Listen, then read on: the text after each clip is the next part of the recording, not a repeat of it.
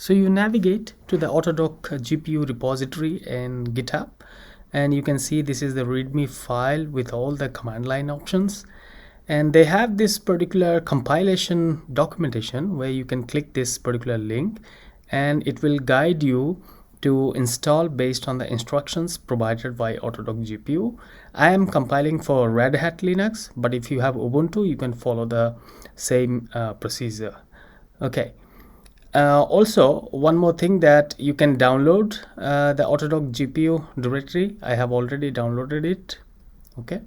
So, and there is also another thing that I want to show, that if you navigate to my Omixium YouTube channel on GitHub, on my repository, there is a folder called AutoDock GPU. Here I have written some of the instructions that is working for me for Red Hat Linux. So if you follow the guidelines from the repository itself and it doesn't work, then follow my guidelines. There is a file called testqda.sh. So you need to enter that, and it will tell you exactly what is the CUDA version that you have and what is the compute calculations that you have. So you can navigate to the README file that I have given. I have written everything about the compute things over here, as you can see, the CUDA compute capability. And the next thing that you have to do is your environment setup. So first you need to export all your GPU libraries like GPU include path and GPU library path. And once you set the environment, then you can run your makefile or makefile.cuda. Okay. So in the repository itself, I have uploaded the makefile and the makefile.cuda in the repository. And now you can see this is the makefile where you have all the commands that have been provided by AutoDock GPU. So I just modified only one line which was causing problem for me. But if you don't face any problem using the AutoDock GPU original script, that's absolutely fine. So you can go ahead with that. Otherwise, you can do this little trick to install AutoDock GPU. And this is your makefile.cuda file, which I think it's also the same thing. You don't have to change anything. Just change one line in the makefile, and I think it will compile easily. So I have uploaded into my channel the makefile and makefile.cuda, which works for me. But if your AutoDock GPU original repository works for you, then that's absolutely fine. Okay. So you navigate to my README instructions. I have uploaded the files and I have written in the README file as well. And the next option is make device is equal to GPU and number of or num WI, the workers, 128 or 256. I have written the instructions 128, 256, and 62, 64. These are the threads. Okay. So you type that command, make device is equal to GPU, number of WI or threads is 128, for instance. So it will compile and it will be compiled in the bin directory. So bin directory, the executables will be produced.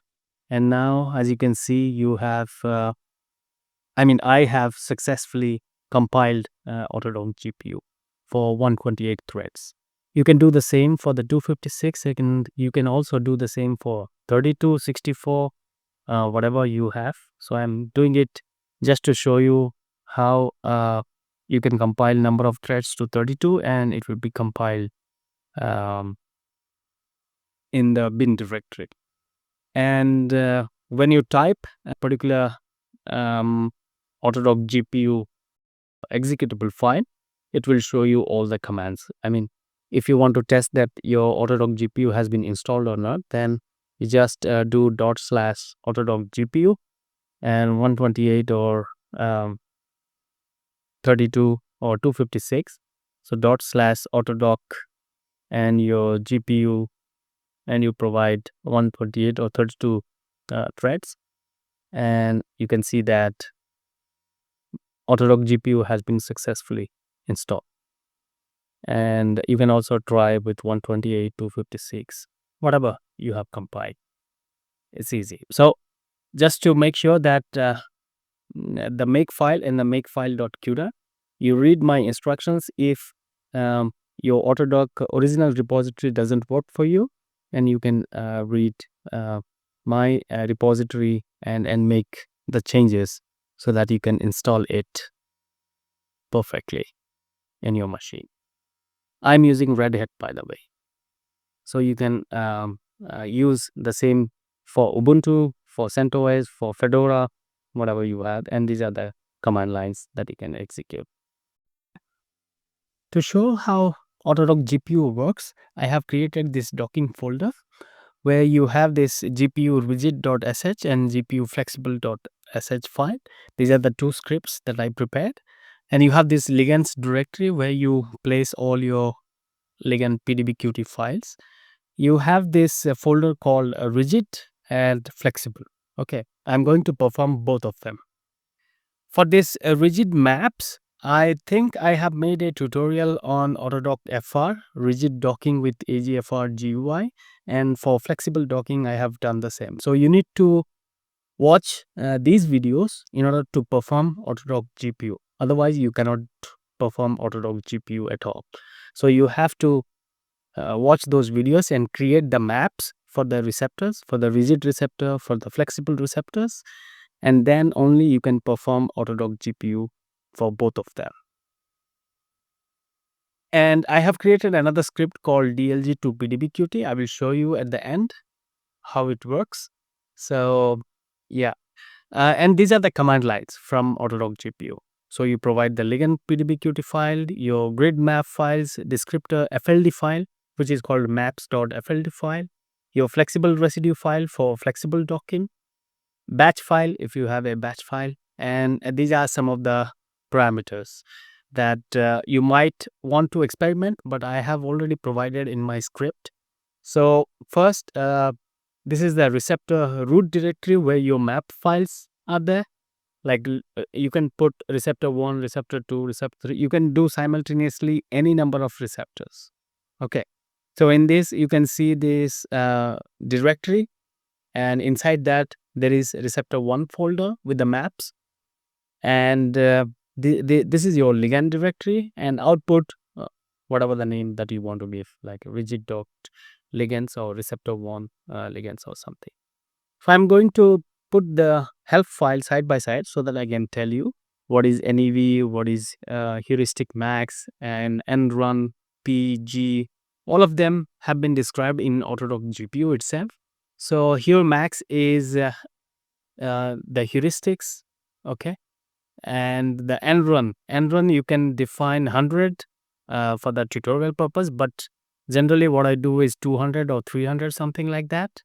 And the population size, it depends whether you want to choose 150 or 300 or whatever the population size that you want to require, how exactly you want to dock those ligands using Autodock GPU. Okay, so these are some of the parameters. You can read them from the help file that is provided by Autodock GPU, and you can directly execute all the scripts from this directory. And for the flexible residues, as I mentioned in my Autodock FR flexible video, you can prepare these flex residues. And this is the flexible residue script where you can execute. The only thing that you need to change is you have to provide the flex res, you know, that's the flexible residue file that you want to provide, and that's the only change. But both of them are mostly similar. Know the parameters and everything. So first you make it executable by using the command chmod +x gpu rigid .sh, and then execute it by /gpu rigid.sh. It's very simple. I have prepared it well enough so that you can dock any number of receptors, any number of ligands. So it's very fast compared to any other algorithm in the world. So Autodock GPU is really fast. So if you, as you can see, all the 4 ligands have been docked. It took almost like 4 seconds, 0.1 seconds, or 2 seconds, sorry. 2 seconds for 4 ligands, 1 receptor. And I'm using the GPU, as you can see, in the run. And these are some of the output files. So you have this DLG output file. Okay. So it based on ligand 1, ligand 2, ligand 3, ligand 4 DLG file. And this is the command that has been executed by the AutoDock GPU. And these are, the normal DLG file from AutoDock or AutoDock GPU is kind of same. And you have this XML file, which you can open in any web browser. The first run ID 88, that's your best binding affinity. And likewise, sequentially, it will tell you what are the binding affinities from all the other ligands. And this is your PDBQT file. Okay, the best PDBQT file. One good thing about Autodock GPU is that it provides a command line, which is I think -G or something. So it will give you the best PDBQT. So you need to refer the documentation. Okay. The same thing I can do for the flexible residues as well. Okay. So I think it will also take not much time because the flexibility has been involved here so that the residues can be flexed during the GPU run. Let's see how much time it takes. I don't think so. It won't take that much of time. And you can see that ligand 1, ligand 2, ligand 3 has been done, and ligand 4, I think, will be done in couple of seconds. Oh, it took 5.6 seconds. The rigid docking took 2 seconds. And you can see this is your output file, including the flexible residues, which is really important for flexible residue stomping. So Autodock GPU is really fast. Okay. I have this script dlg to pdbqt .py. Remember, you have provided how many runs, like 100 runs. So you want to extract those 100 pdbqt files, right? So that can be extracted. I'm taking example of the rigid, and I will take ligand1.dlg.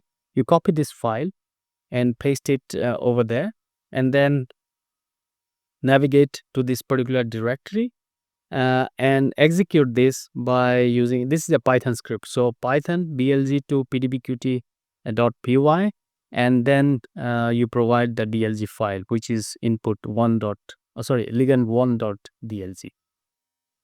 And that's it. It will be executed in a folder, and all your 100 pdbqt files will be there. So as you can see, Python dlg to pdbqt.py, and then you drag and drop over in the terminal and write it. And that's it. A folder will be created with all your 100 poses that you want to investigate. You can execute in any number of poses. Like you can take 1,000 poses or you can take 5,000 poses. It doesn't matter. So it will execute accordingly. Okay. And then you can upload your pdbqt file to Chimera X, and if you want to test all these pdbqt files whether it has extracted correctly or not, you just select all of them and drag and drop over here, and you can see all the files have been loaded here. All the 100 files have been loaded here. And you can also see the best one as well by deleting all of them, because Autodock GPU gives you the best pdbqt file which has the highest binding affinity. So that also you can do. I mean, you can experiment any number of things using Autodock GPU. This is the beauty of Autodock GPU.